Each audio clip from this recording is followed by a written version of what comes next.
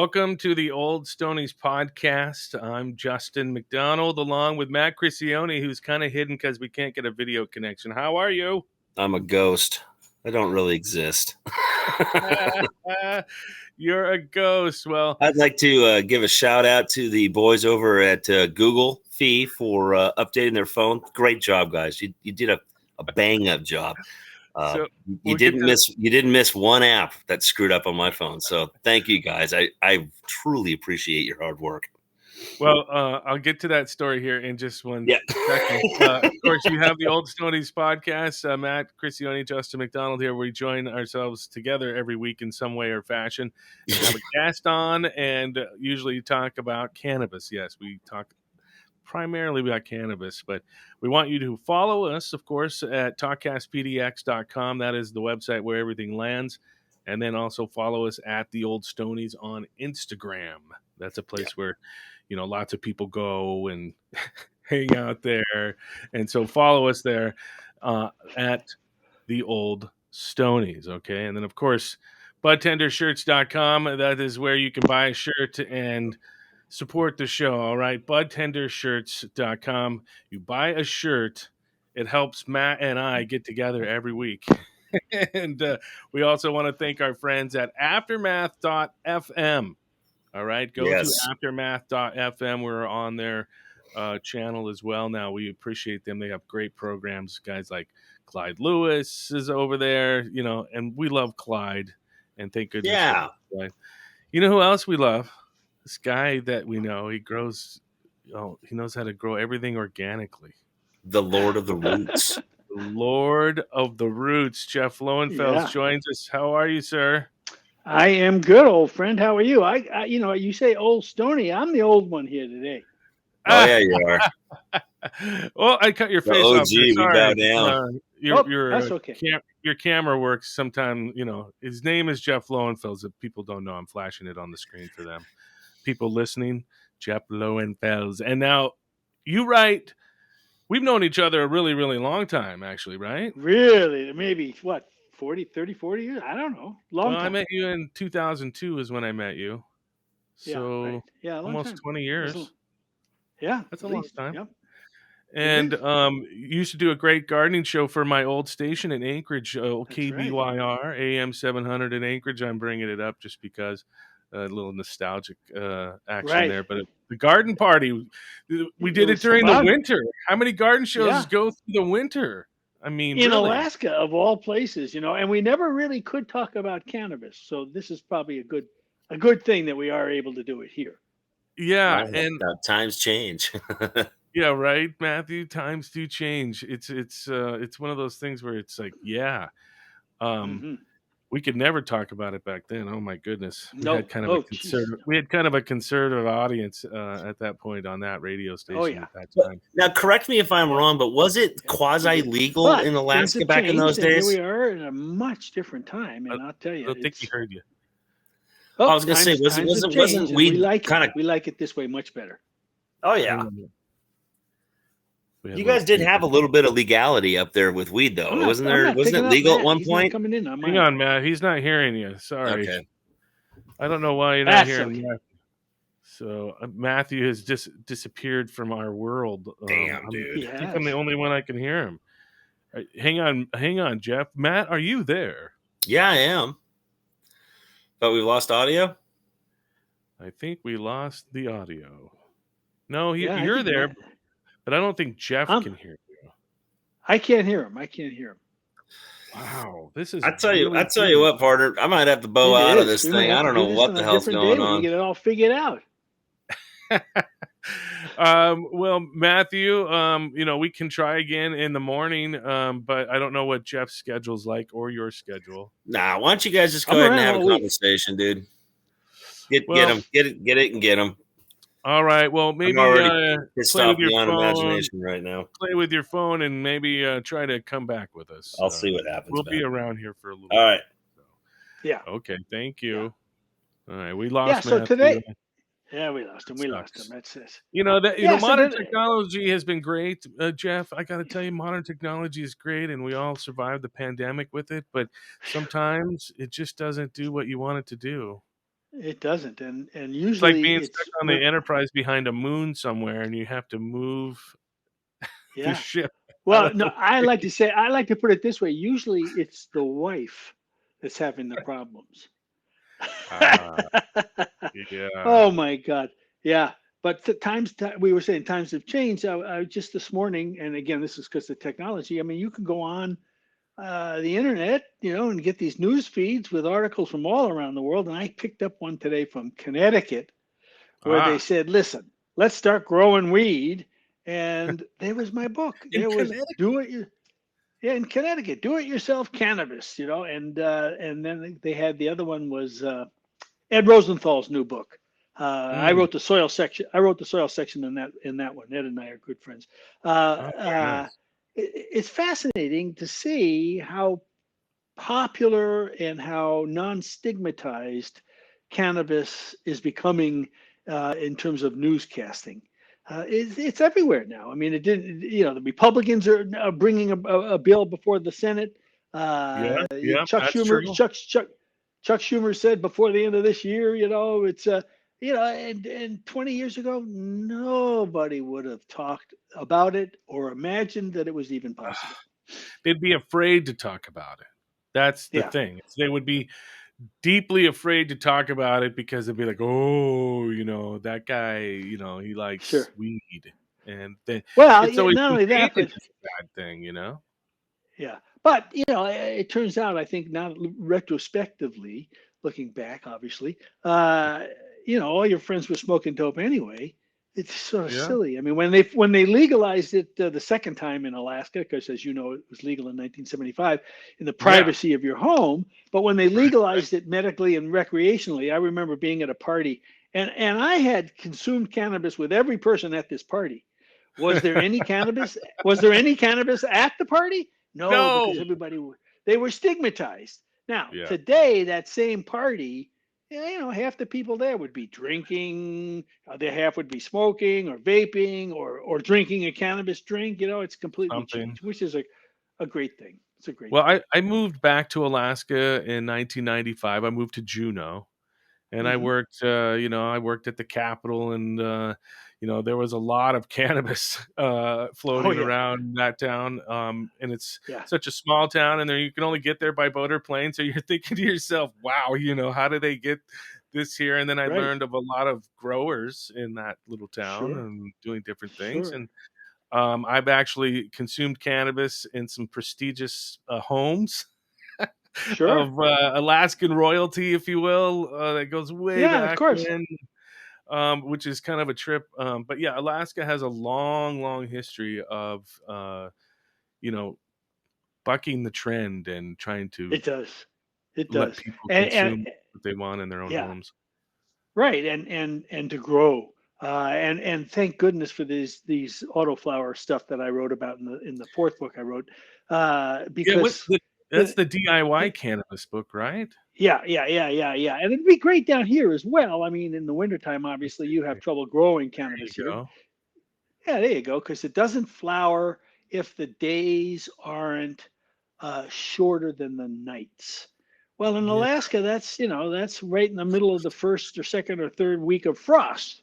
So you're not going to get right, any right. flowers, and it takes 6 or 7 or 8 weeks after that changeover in light for them to start flowering. So all of a sudden, these autoflowers have come into being. They've been developed now. Even since I've written the book, they've completely. I'm going to say something that people are going to be upset about. Uh They oh. eclipse. They eclipse sativa and indica Um, varieties. really? Ruderalis, yeah, the new breeding is such that you get a new crop every 90 days, and these crops are every bit as good, every bit as high in cannabinoids, THCs, etc., as indica and sativas, and they are really the only thing people really need to be growing. And if you're at home, oh my gosh, Yeah. it's a no-brainer. This is what you want to grow: an auto-flowering cannabis plant. I look at Portland as a place where people, it's got a good culture of growing maybe cannabis on your veranda or your Yeah, your sure. windowsill Right. cannabis, a lot of that possibly. Right. Um, Right. you know, what do you And have again, advice for people like that? Because that's going to stink, you know. That's well, it my doesn't really. first feeling is the odor is what really deters people the most. But it's legal. I know that. I don't I mean, care. the But, odor. but that's the I, biggest I complaint you understand. get in a building from anybody who works in the cannabis industry. If they work in the cannabis, they get That's right. that little thing on their door every now and then that says, "Oh, you know, you smell like weed. It stinks. Yeah, Yeah. you stink." Yeah. Well, and to be honest, obviously these autoflower cannabis plants smell just like regular indica and sativa Yeah, varieties. And so you just have to take that in consideration and make sure you're growing it in the right location. But that's the same thing as growing paper whites, or I mean, we have people who come into our house, they can't stand the smell of narcissus. The ones that you force, they can't stand it. It's like 1 out of 4. Well, same thing with cannabis, I guess. You can just we need to start breeding into these autoflowers, because that's the beauty of them. You can breed traits into them. They're only 90 days to from seed to flower. You can Mhm. you can breed into them perhaps a trait that'll change the smell, make a nice Christmassy smell, or something of that sort. Maybe a gravy smell, smell like Thanksgiving. A gravy smell. I like that idea. I like that A idea. cultivar called Grandma's Gravy, something like that. Grandma's turkey gravy or chicken pot pie, something like that. Something, yeah, But here in Oregon, you're right. Here in Oregon, people do grow a savory. lot here in Oregon. Yeah. Oh God, that'd be nice. That would Yeah, be nice. But I can see it here. I yeah, could definitely see it here. So yeah. and Go ahead. you would ask, so what kind of advice do you give people? I mean, my Yeah, first advice yeah. always is to try to do an autoflower, and you can buy autoflower seeds at a lot of the dispensaries. You have to ask. Sometimes they have to go out and get them for you, but they'll generally you can find autoflower seeds. Um, I've got a couple of pieces of advice that don't go with the normal flow, but that's because the normal flow is wrong as far as I'm concerned. The first is I always reuse my soil, because that soil that's already grown cannabis contains all the right microbes Yeah, that you need to have to grow the cannabis. Um, I don't disturb my soil. I'll just cut the plant off and then put a new seed in right next to the old stalk, and let the new roots follow into the tracks of the old roots, and you get all the microbes that are in that soil. And of course, be organic. There is no excuse to use chemicals on something that you're going to be putting in your body. Not only no excuse, there's no sense to doing something like that. So yeah, it's such an easy thing to do. And with these autoflowers, they really don't need that much in terms of fertilizer. So pretty much your soil for the first 2 or 3 runs going to be just fine. You don't have to add anything to it. And if you use a cover crop like a clover, which is hmm really easy and looks nice, you probably don't have to do anything to your soil. Reversing gears, going back just a little bit. Mm-hmm. You've written several books, and if people don't know, you're like the longest running garden columnist in the country Right. Right. of all time. You're the champion, I, the I like to king say in the world. I like to say in the world. in the world. In the Yeah. No, I world. don't know if that's true. Yeah. Yeah. And so going back, when did you decide that you were going to write this book, Teaming with Microbes? Because people, Yeah. people 10 years Right. ago, they really didn't know what the hell microbes were. No, They're they like, didn't. what the hell are They you didn't. talking about? No one did. Yeah. Yeah. So It when did was the sort of a idea big. just go poof, and you were Yeah. like, That's a "Hey, write a good book. question. Yeah. Well, because you live in Alaska, you'll understand this. So Yeah. people who live out where you used to live, the Matanuska Valley, Correct. grow very big vegetables. If they're organic and they don't disturb the soil, they grow these record pumpkins and they record cabbages and all that kind of stuff. And in Anchorage, we can't do that. And we're only 30 minutes away by road.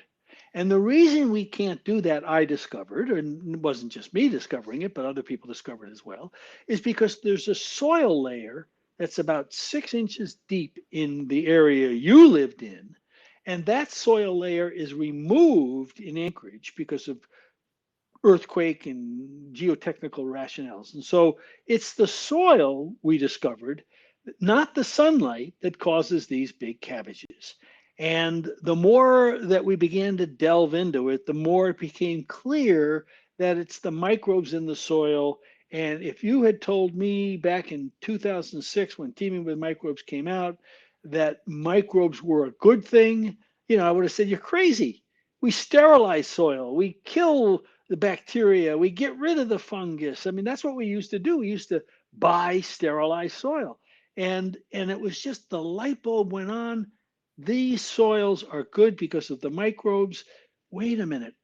What's happening here? And so a little bit more research, a discovery of Eileen Ingham's work, and bingo, Teaming with Microbes. And it has been translated, and I just got a note from somebody in Turkey working for the Turkish government. They're translating it. It's in French, it's in Korean, it's in Spanish, it's in two French versions, it's in Romanian. What the heck? How many Romanian gardeners are?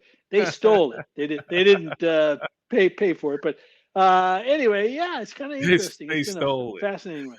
They stole some Middle Eastern country, Eastern European country stole it. Well, I think it probably happens in a lot of different countries. I think it probably happens in many. It doesn't have to be Middle Eastern, but yeah. So it turns out that what I wrote about is how plants grow, and they grow as a result of putting out these exudates. Cannabis plants put out exudates, and those exudates attract very specialized bacteria and fungi, who in turn attract the things that eat them. And those are nematodes and protozoa. The nematodes and protozoa poop out the excess bacteria and fungi from eating them, and all of that stuff is in plant usable form, and it's nutrients, and it feeds the plants. Now that's what I wrote in 2006. Plain with poo. That's right. But we used to think that's how plants ate, and that's how they got their food. But we've changed, or we're about to change, how people look at the soil food web. You asked about my new book. I've got a book coming out this summer. Little too early to talk about too much, but because I don't like to jinx it. But this book discusses something called rhizophagy, because it turns out that these bacteria that are attracted to the roots not only are eaten and pooped out, but they have the capability of backing up against the root stems, the cells, and moving inside the root where the plant takes off their wall and eats that stuff, and then circulates them and breeds them inside the plant. And then they cause root hairs to form, and they are ejected out of the root hairs into the soil, where they reproduce and rebuild their walls, and then they go back into the plant again and do it again. Plants get about up to 40% of their nitrogen by eating these bacteria. It's called rhizophagy, and it's absolutely a fascinating process. Rhizo, root, phagy, eat. Okay, rhizophagy. Okay, and that's and that book will be out in the spring. No, summertime. And the pictures are unbelievable. Yeah, there's a guy in New Jersey, Dr. James White, and he is the expert in this, and he and I have become friends. And whoa, the pictures of this happening will make you think plants are so more advanced than you and me. I mean, we always look at a tree or a cannabis plant sitting there. It's just a plant. It can't run away. It can't pop. It's just sitting there. Oh, wait till you see these pictures. Unbelievable. The plant tricks the bacteria into coming inside the plant. Oh, it's just the most amazing thing. So anyway, it's fun. Do you take the pictures, or do you have someone else professionally do these pictures? On the you're not sitting there with your iPhone, right? Trying to take a picture. Right? Not these pictures. These are really unusual pictures. Very specialized microscopy. The DIY book, I had a couple of pictures in there myself, but these are really special kind of microscopic bacteria pictures, and it was fascinating because we don't study microbes, and yet they impact every single bit of our look at the virus. I mean, not technically a microbe, I guess, but in the same class. We don't know anything about bacteria other than we think they cause bad things. We don't want to have coliform, on our hands. We don't know anything about microbes, but we do know about dinosaurs. And so what I propose in this next book that's coming out is we stop teaching kids about dinosaurs. They are not around. They're of no use to us whatsoever. What the hell do we care about dinosaurs? But bacteria and fungi They're and here. nematodes and protozoa, they cause you got more bacteria in your body than you have your own cells. So we ought to be studying those, and they have a great deal to do with gardening. They have a great deal with growing cannabis, and they have a great deal with a lot of things in cannabis we don't know about. For example, Dr. White has discovered that trichomes, which are very much like root hairs, Yeah. they have bacteria in them. Now he Those little hasn't juicy studied looking things have bacteria in them. and They it always look so very well juicy. may be. Well, we always thought that they were caused by the plant trying to protect itself. But in fact, it may be, and I might add, bacteria talk to themselves in terpene. Ooh, so they produce terpenes and cannabinoids. And in fact, they've got a bacterium that they now are developing that will produce THC. You don't even need the plant. But these trichomes very well may be forming to move bacteria up to the flower of the plant so that they will be in the seeds so that they can carry on their functions in the next generation. Whoa! So there's all this new stuff that's coming out, and yeah, it's really weird stuff. And to me and you as casual consumers, what do we care? Yeah. But to a grower, this is going to be interesting stuff. I This is mean, going to that's be just like fast. next level. That's like next Yeah. level. Well, yeah, and it even gets better because they've now got the capability to produce bacteria that will go in the plant, and then will do certain things that you want it to do inside the plant, like change the freezing temperature of all the cells in the plant. Huh? mm, Or like, let's see, what else can they do? Make the plant fight off particular kinds of fungi that are bad for the plant. It's just unbelievable what we're learning we can do. Even fix nitrogen inside the plant, and so these things are now being developed for farmers, agriculture.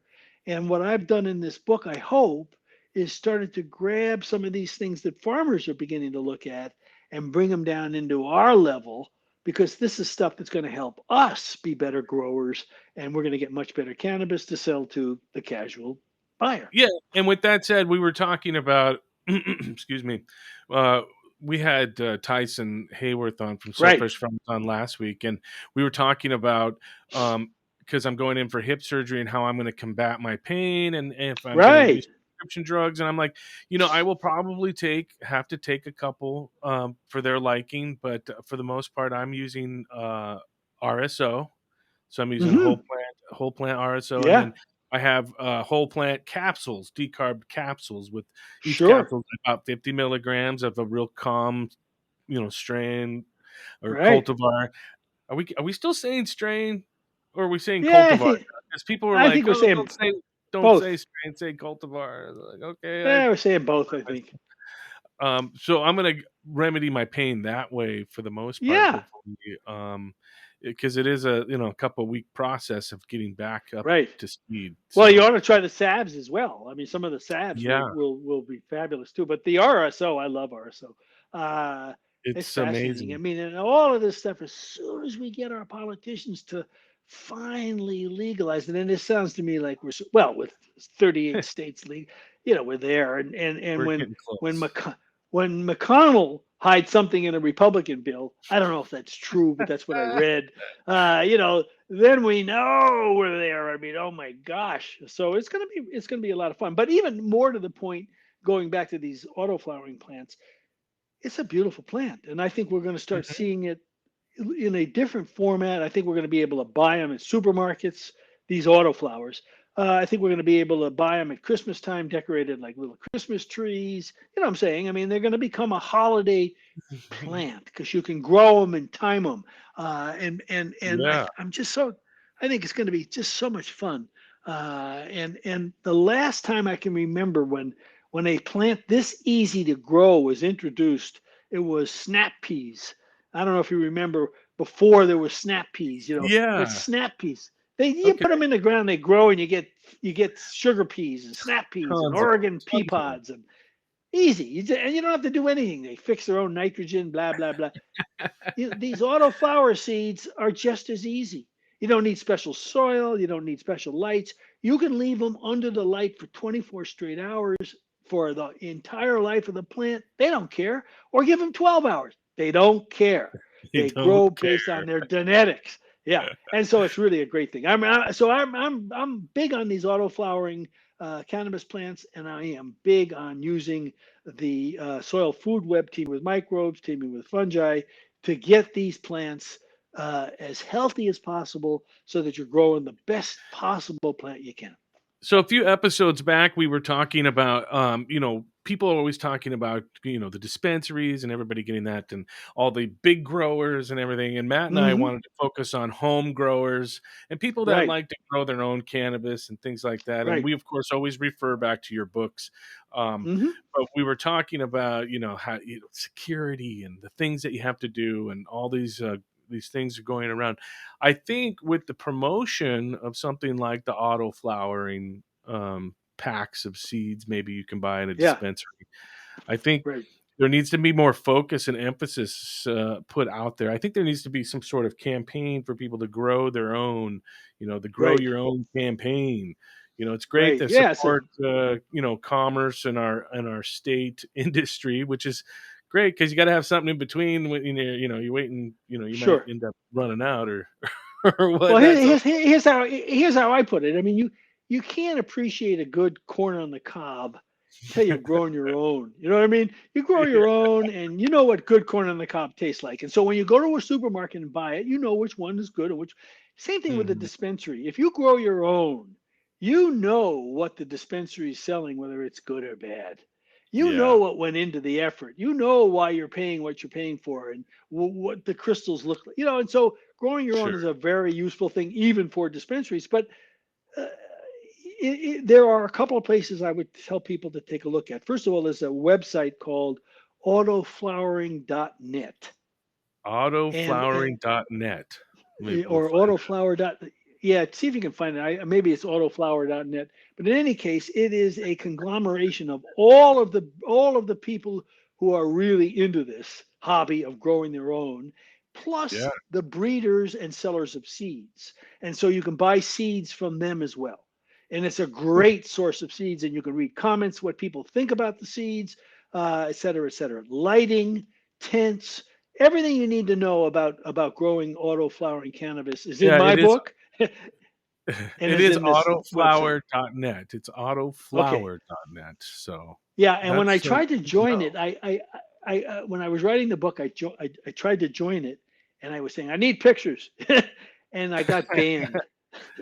Oh, They you got banned banned me. for wanting Yeah, pictures? yeah, but finally the book came out, and I said, "Hey, I wrote this book." And they said, "Oh my God, we didn't mean to." Anyway, it's a wonderful website, Sorry. and the advertisements are phenomenal. Read it, take a look at it. If you want to Yeah, grow your own cannabis, this is next to my book, the best place to go. It's seed to source. It's everything you need to know. But again, you don't even have to read my book. These are the easiest seeds to grow. You stick them in soil, they will grow. And if you grow them with other plants, because they're small, I forgot to mention this. uh-huh. They're 18 to 2.5 feet tall, maybe 3 feet tall if you get a special what we call super autoflower. And so you can plant these in a window box with other plants. Nobody will know it's there. It's Wow. gorgeous. One of my finest. You know how we grow stuff up in Alaska. Everybody has these Sure. boxes and planters, and it's the flower capital Ah, of the world. And right. I had one. People would walk by it. It was right on my front porch. People walked by it, and they never knew there was a auto-flowering cannabis plant in it. They thought it was gorgeous. Whoa, look at these plants, beautiful. Anyway, it's well worth trying, and people Well, I found the will have fun doing website. it. Here it is, right here. It's Yeah, there it is. And by the autoflower.net. way, do not sterilize your seeds or use hydrogen peroxide, like people sometimes do in order to try to give them a little boost to get them going. Because, Yeah. hey, there's Matt. Oh, no, he's not there. Because you will destroy these bacteria. They're carried in the seeds. And so you don't want to, these bacteria feed the plant, protect the plant. Don't kill them off. Simple no sterilized soil either. Yeah, no sterilized soil either. I was going to say that's a Right. no-no. It should be a no-no. Right. Well, I think Oregon, in terms, has done pretty good in trying to get people to grow organic. Maybe. Yeah. Oh, yeah. I think so too. And keep things positive and going in the organic way. How's Alaska doing? I haven't read. I visited Alaska. I went to Fairbanks this summer. Did a little fly fishing trip with a friend, and I visited several dispensaries in Fairbanks. And I got to tell you, I was not impressed at all. No, but I'm spoiled. No, I live in the land of plenty. That's right. I mean, Oregon is, come on. I know everybody talks about California, but Oregon, and Colorado. This is it. Oregon is really. It is it. No question. Okay. And what's happened in Alaska is we've got the flower now.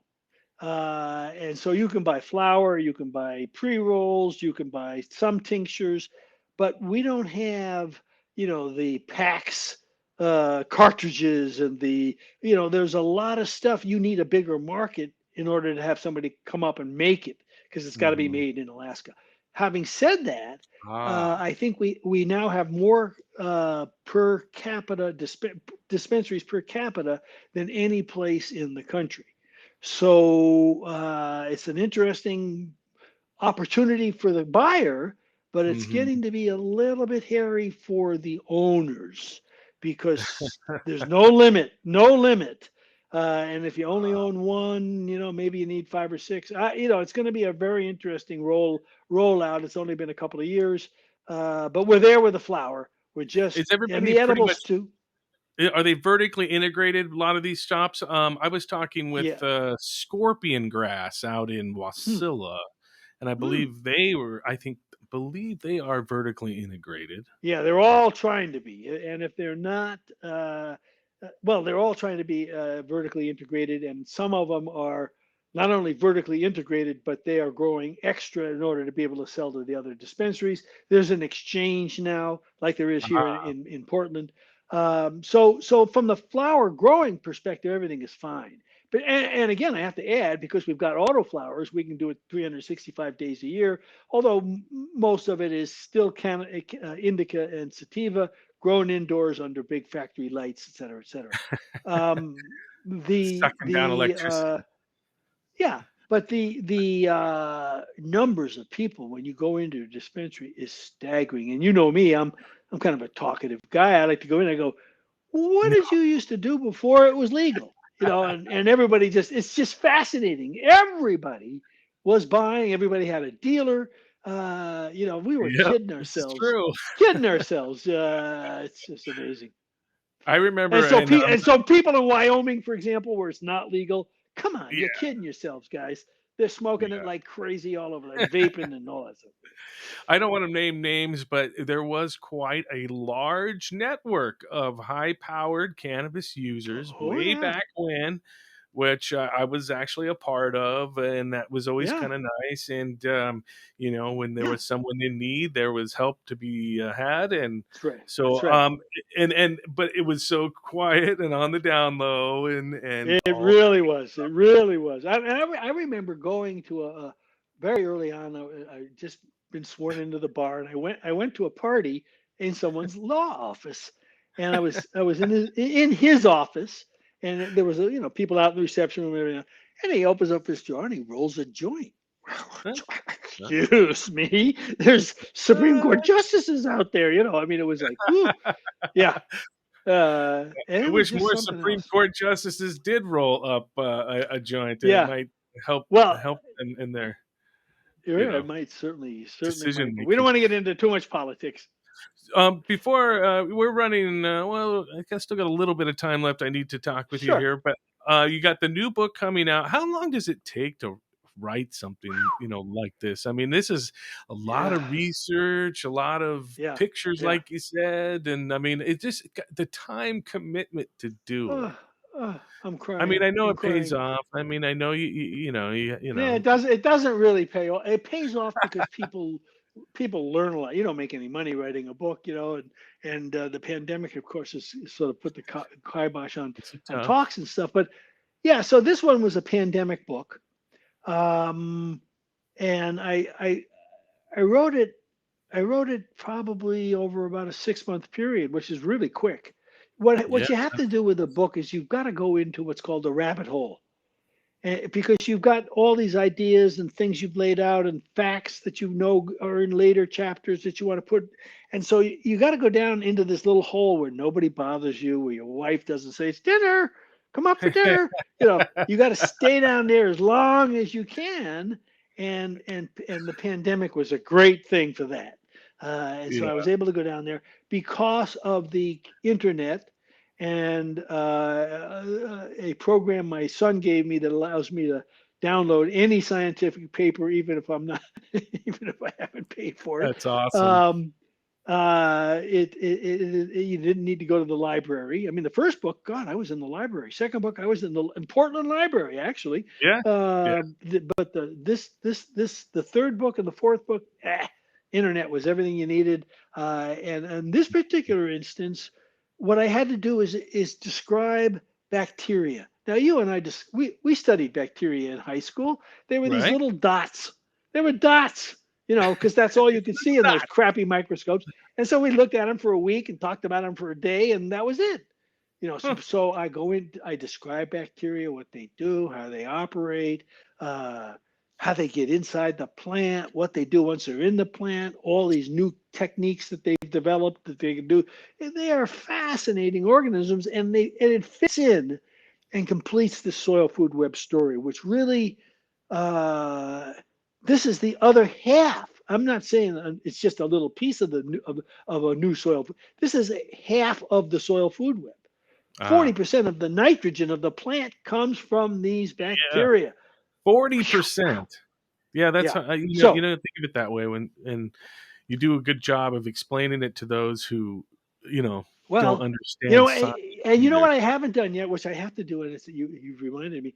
I haven't talked this over with Dr. Elaine Ingham, who's the guru of the soil food web. I mean, if it wasn't for Dr. Elaine Ingham, none of us would know and talk about the soil food web. None of us would be nearly as organic as we are. And I need to send her a copy of the draft so she sees what's going on. I'm sure she knows about it, but I mean, it's really sort of an amazing story that this young lady, does her thesis, and all of a sudden, all of us are using her science, to be better gardeners and growers. And it's in no-till agriculture. Regenerative is the hot word. It's fascinating stuff. So yeah, that is awesome. So that book will come out. We'll all be anticipating that one. We'll come on and we'll talk about it. I mean, we'll do another show, but because I think when you see the pictures, you'll go, whoa. Yeah, this is very interesting. And I'm sure Matt will have a laundry list of questions to ask you. Well, think about it. I mean, think about it. I mean, the idea that you and I have thought since third grade that root hairs are there to absorb nutrients. No, that's wrong. They don't. That's not what they're for. That's not what they're for. And it's they like are caused, right? Yeah, and the plant doesn't grow these root hairs. The bacteria causes them to be grown. They put out ethylene, and ethylene causes these cells to form this tube. And then to watch them get blown out of this thing, it's like a volcano. They congregate inside the hair, and they get blown out. And it happens 4 or 5 times per root hair. And we've never seen it. How come we've never seen this? Until Dr. White comes along and goes, what? And everybody's like, you got to be kidding me. We've been thinking it this way this whole time. And now the bounty is going to become even bigger, I think. With Well, that it'd be like you in the radio business for all those years, and all of a sudden you can I see can't see it. electrons. You know what I Uh, mean? I mean, that would be yeah, amazing, wouldn't it? that would be That's pretty what's crazy. happening. I'd be having them Well, go that's all what's through happening. my body. Woo! Yeah, and doing all sorts of good things for you. You know, holy crow! So So that's I'm what's gonna. happening. I want to remind people that the book, your three books, that's why we like to call you the Lord of the Yeah, Roots for the right, trilogy. right. You have And I'm gonna keep the that name. Teaming I with might add. Microbes, right? Teaming with Right, Microbes out right. there. People love it. You can get that at Amazon And you everywhere. can And get it, and you can get it in French, and you can get it in Spanish, Korean, Turkish, Portuguese, wow. and a couple of other languages. Well, then you had, and then after that book, you wrote Teaming with Nutrients, right? That's this one Right, right right, here. right, So right. if people How want to check. plants eat. That's how they eat. So the first, one, and fungi as well, and the bacteria one is how they get the nutrients. This is how they eat them, Ah, and well, what here's the happens third to them one. This is inside. the fungi book. People need to get this one too. Right, And right, right, right. maybe Because cannabis uses one that's a of great. these fungi, and it's terrific. And you grow better cannabis using that fungi. Yeah, Yeah, that's good stuff. And yeah. so, do you travel a lot? You hitting the circuit, as they call it, like the No, speaker circuit? You just doing Mm, the Zoom stuff? I'm still a little freaked out by this virus stuff. I'm Yeah, an me old too. guy. I got arthritis. I don't want to get it. I've had the shots and all, and I wear the mask. But the idea of wandering around the Emerald Cup with 25,000 other people, maybe next year. Yeah, my Maybe wife next and year. I have both been vaccinated. And my 16-year-old son made the Yeah, decision to do that. He works for Washington County. He's a lifeguard, so he pretty much good. Yeah, just he's got to get. did Yeah, it. And then my oldest son's in the military. He has been vaccinated as well. yeah. So we've all decided that. I did a little traveling, and I was a little freaked out, but we tried to keep things to a minimum. Like we Right, stayed at an right. Airbnb, not a big hotel, with a bunch of Mm-hmm. people. I don't want to stay with a bunch of Mm-hmm. people, so that was nice. We did go see some sites. We went to Chicago. I'd never been there before. Oh, I hadn't been there yeah, my whole life. I maybe at the airport one time, and then I never been to yeah. like the city to go like look around. So Sure. we used parking apps to park where nobody parks. Nice. Stayed away from the big crowds. Are they? The Is it legal? Is cannabis legal there? It is legal in Illinois. It is not legal in Wisconsin, which I found out Ah, almost the interesting. hard way. We actually Oh, stayed in Kenosha, Wisconsin, on the water, which was oh really yeah, nice, nice. I'd never been to beautiful. the Midwest, so this was really It's kind a of interesting. beautiful state. Wisconsin's gorgeous. Yeah. We went and ate breakfast at a great diner there, and then while they're all inside, I stepped outside to do what I Whew. do, just because I'm from Yeah, Oregon. I'm standing in the middle of the street, yeah, I'm puffing, yeah. and my wife comes out and goes, "You're in Wisconsin, And these old timers that were sitting out on the porch are like, "I don't mind us, we don't care." They're like, "We don't care." But then I was like, just put it out on my shoe and said, "Yeah, I Yeah, forgot. Every day that's to bad. day is not the same Right, here." So, right. but we didn't really go to anywhere where there were crowds, right? Sure. So Right, we right. did like Navy Pier and the Bean, but we like parked far away and then like kept our Yeah, distance, yeah, and we just wanted to see the yeah. stuff, And I'm Sure. with you. And it's I'm not gorgeous. big on traveling, with the Yeah. Next pandemic year, going on. let's get everybody vaccinated. Let's get everybody who thinks that the vaccination's bad to, do their science work and figure it out and get one, and we'll all be fine. It's gonna be good. Yeah, it's almost booster time, I think, for me. I'm getting close because Oh yeah, you got to get it. I'm having my surgery, so I'm getting closer. I'm actually about 15 days out right about now, so Ooh, it's gonna well, you be an better get on interesting there time. and ride that bicycle because you won't be doing it for a while. Well, yeah, we'll have the old Stonies report on the old man getting the hip repaired, a replacement, and see how that Oh, goes over whoa, that. So, whoa. so Yeah, everybody can pick yeah, up yeah. your books at Amazon or wherever they go. That's right. You That's can right. get that there. And the DIY cannabis book is not for Yeah. experienced growers. It's for Wow. people who never grown. But if you're an experienced grower, this is too easy for you. But it's for your Uncle Bob and Aunt Sally, and they'll like it because it's a simple, easy book and it's fun and it'll give them a little idea what you do. which is key because that's nice to know. Yeah, yeah. Any talks, any Zoom calls, any other podcasts coming up that you've been planning to be on their shows? I mean, we're glad that you come on the Old Stoney's podcast, but we expect you to be. I can't think of any, but I'll come back on yours when you need me. All right, all right. Well, because I know you go to some of these, like medical festivals, and I know a lot of folks are doing Zoom call stuff. So people know where they're going to be. They'll probably land there and take a peek. Yeah, I can't think. I got a couple coming up. I got one in Atlantic City that I'm going to Zoom, but that's a tree growing. I mean, I cover trees and cannabis and marigolds. So it doesn't really matter. Outside of cannabis, what do you think people are most interested in growing? What do you get the most questions about besides cannabis? We'll put that aside because there's a lot of us here on that. Well, what I do get you the most tend to get questions about? I get what tree is this? What is this? I get, and there's a wonderful new app out called Picture This. I wish I had a dime for every time I've told people to get it. It's one of the only apps I've ever paid for. It's not cheap. It's either $4.95 or $19.95. You put it up against the bark of a tree, you put it around a plant, you put it on a flower, a mushroom, and it tells you what it is. So that answers the questions that people always ask me. The question that people are going to be asking me next year is, what grass is that? Because grasses, those weedy looking things, are hot right now. They are the landscape plant of the next couple of years. You see them everywhere. Any new building that goes up, in front of them where they have to do their landscaping, they've got this bed of tall, beautiful grasses with seed heads on them that blow in the wind. That's what's coming up next. And there's lots of those. I found the app you were talking about. It's called Picture This, Botanist in Your Pocket. And so people How much is it? It just says download it. I'm sure if you download it, it's free, but then they'll probably have some other features inside of it. But it's great. It's well worth it. I got to tell people I use it at least once or twice a day. Really? My wife has it.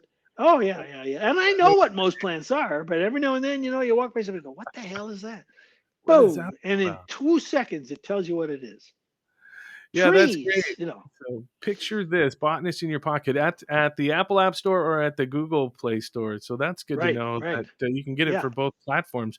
And I'm sure somebody around these parts in the Pacific Northwest where we're live from Portland, Oregon here, and I think that would be one that just about everybody would be using. I mean, I can't tell you. I walk down the street in Portland, and I'll see a tree. What is that? So the other day, there was a persimmons tree.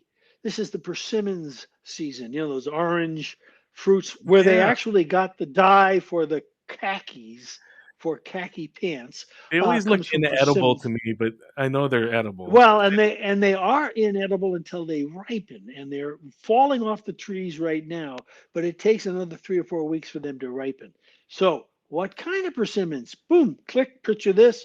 Japanese persimmons, not a Chinese, not a Korean, but a Japanese persimmons. Wonderful. So now I know. I always see them, and I've had them a couple of times, but it just, when you look at a persimmon, it doesn't look like it's delicious. They look like a hard fruit, but when they're ripe, they are really good. Whew. Very nice. Have you ever tried to grow any fruit trees in Alaska? Indoors, and bonsai, but nothing really,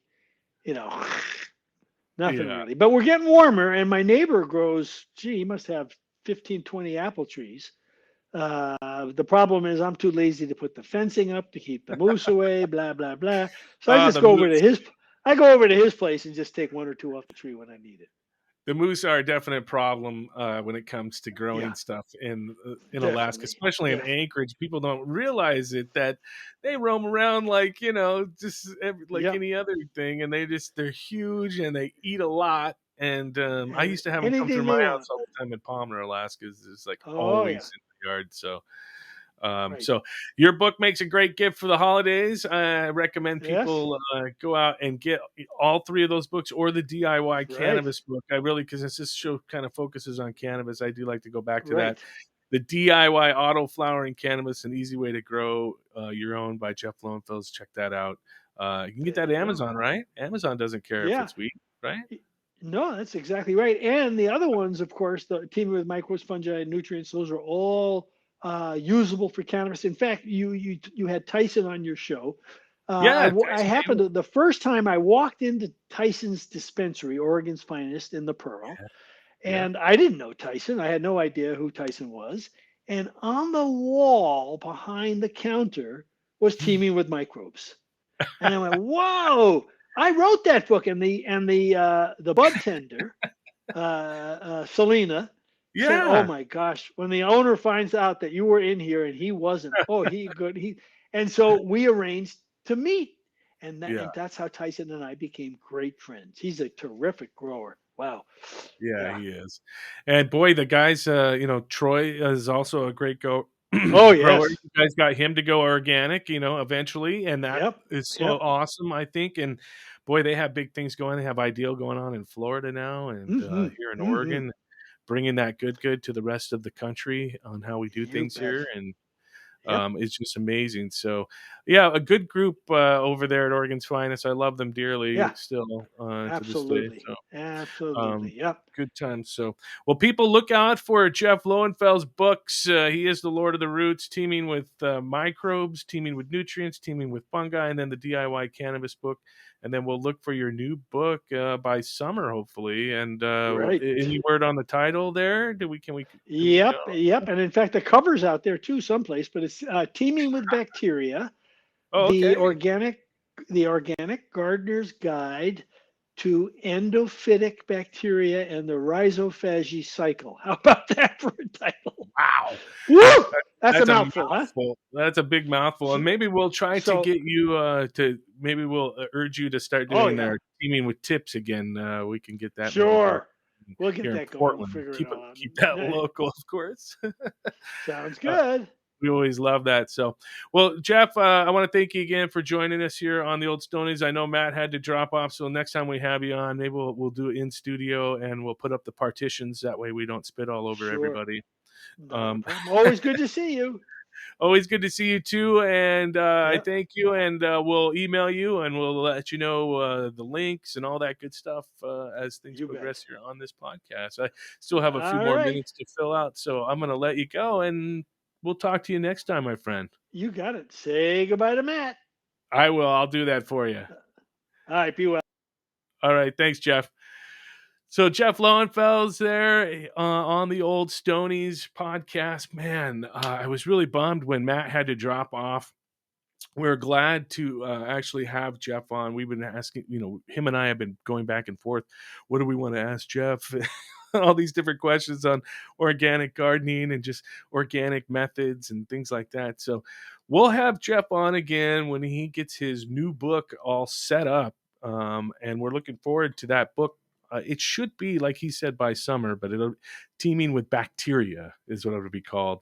I was going to give him a little hard time on the title because they're all teaming with. And the fact is let's come up with something new like bacteria kicks ass or something cool like that. But they're not going to listen to me. I'm too goofy for prime time, if you will. But yeah, that's going to do it for this week's episode of the Old Stonies podcast. Again, check out Jeff Lowenfels. You can check out his books.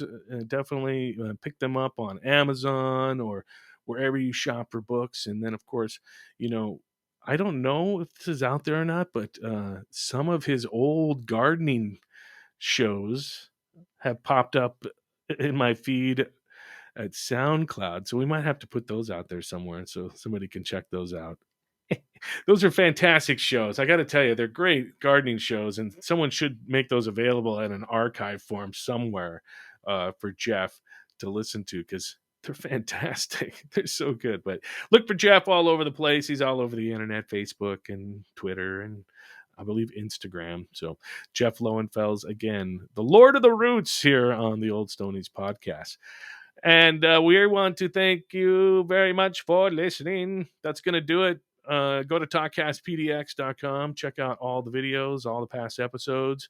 And also, we want to thank Aftermath.fm for having us on here on the weekends, Sundays, and I believe on Saturdays. I mean, on Saturdays and on Sundays. That's so awesome. Go to aftermath.fm and check it out. They have lots of great shows there, too. Just like Talkcast PDX has lots of great local podcasts for Portland. It's all there for you. And for Matt Crisione, I want to say thank you. Oh, wait. We have to remind you, you got to buy a shirt. If you don't buy a shirt, we might not be here next week. Go to budtendershirts.com. Buy a shirt. That's budtendershirts.com. Buy a shirt. Help support the Old Stonies. Follow us on Instagram at the Old Stonies. Okay, geez, I almost forgot. I would have been kicked in the rear end if I would have forgot that. So thank you so much for joining us on the Old Stonies. And that's going to do it for this week. For Matt Crisione, I'm Justin McDonald. Till next time, keep on smoking.